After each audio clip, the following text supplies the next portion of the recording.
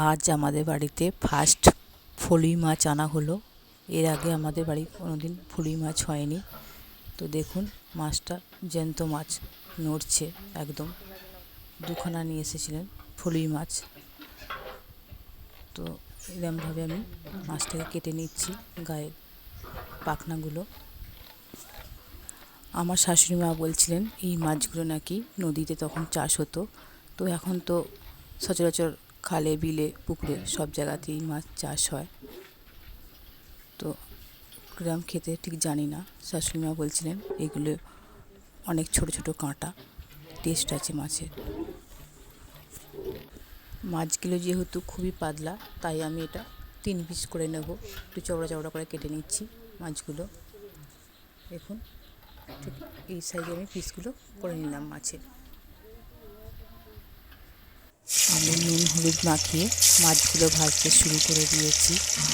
তো কীভাবে ঝাল করবো তো বুঝতে পারছিলাম না, তো ভাবলাম সর্ষে পোস্ত দিয়ে ঝালটা করি। তো গ্যাসের অবস্থা বুঝতেই তো পারছেন, তো তাই জন্য আমি আঁচে রান্না করছি। তো দেখুন আমি এদিকে সব মাছগুলো ভেজে নিয়ে আমার হয়ে গেছে। দেখুন এবার এই তেলে দিয়ে দিলাম কালো জিরে, আর দিয়ে দিলাম কাঁচা লঙ্কা চিড়ে দিয়ে দিলাম 3খানা। দিয়ে এবার আমি দিয়ে দেব সর্ষে পোস্তটা বেটে নিয়েছিলাম, সেটা দিয়ে দিলাম।